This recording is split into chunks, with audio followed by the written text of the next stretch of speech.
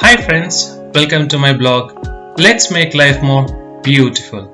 In my previous video, we discussed the difference between commercial and transactional email messages, and we also discussed about content settings.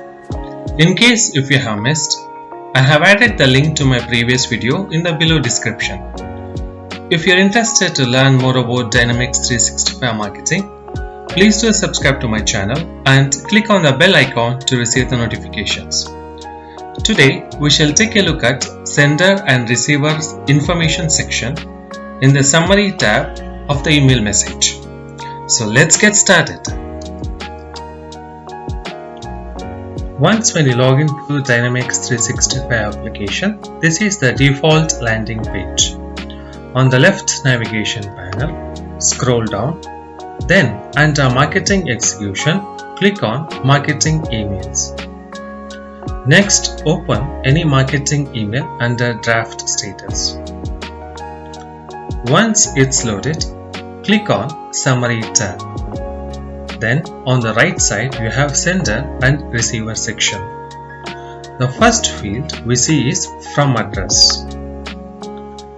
This is the name shown to the recipients as the person who sent the email. So for example, as you can see, this is the name. By default, this is the name of the user who created the email. You can edit to a static value, or you can use Assist Edit to set up a dynamic value. The next field we see is From Address. This is the email address shown to the recipients as the address of the person who sent this email. For example, this is the one.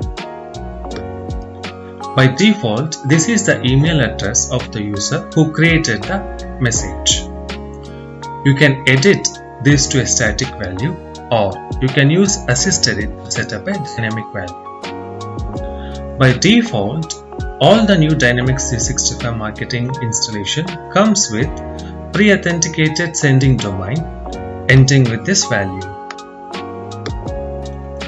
The pre-authenticated domain means that you can begin sending authenticated emails straight away. But you should still authenticate your own actual sending domains, so your authenticated messages will show a from address that recipients will recognize as coming from your organization. To do this, we need to set up domain authentication. So let us look at how to set up domain authentication. Now on the left navigation panel, click on Settings. Next, click on Domain Authentication under Marketing Email. Once it's loaded, then click on New. Next, enter the domain name. I'm just giving an example. Then click on Save. The domain authentication is important for two reasons. For marketing email messages, domain authentication enables recipient email servers to confirm that from address shown on each of your email messages belong to your organization.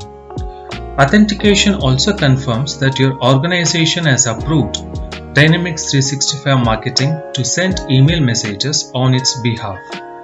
Messages that fail this test are increasingly likely to get filtered away as spam, which can dramatically impact your deliverability. For external hosted forms, domain authentication confirms that your own domain, establishing an enhanced trust relationship with your domain. The enhanced trust relationship enables embedded marketing forms to be pre-filled with the data for known contacts. So once this record is created, contact your DNS provider. Tell them that you would like to create some DNS records for domain authentication and DKIM.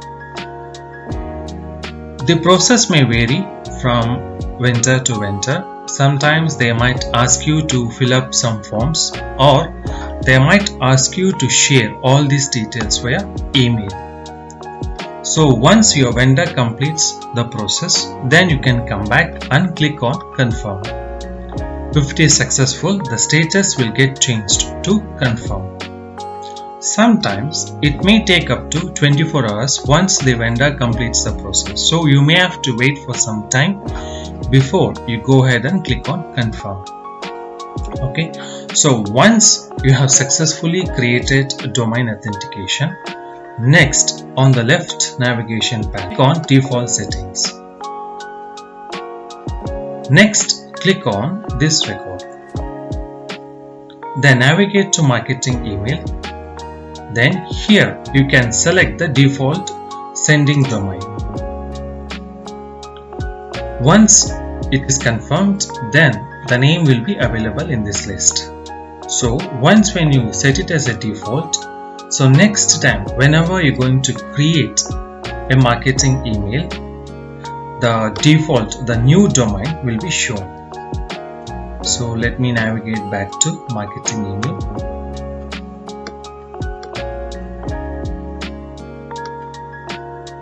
So if I click on summaries tab, it will appear automatically here. The next field what we have is to address. This should always be set to contact.emailaddress1, which sends the message to each contact included in the customer journey that sends the email. You might change this value to use a different email address field, such as email address 2, or enter a dynamic expression that chooses the best of the several available email fields. Don't enter a static email address here because this will cause customer journeys to send messages just once to the static address rather than each of the contacts processed by the customer journey. Next, we have reply to address. This should always be blank, which means that replies to the messages will be sent to the from address. If you set a value here, replies to your message will be sent to this address rather than displayed from address. You can edit to a static value or choose Assist Edit to set up a dynamic value. In my next video, we shall take a look at more about marketing emails. So stay tuned. Thank you all for watching my video.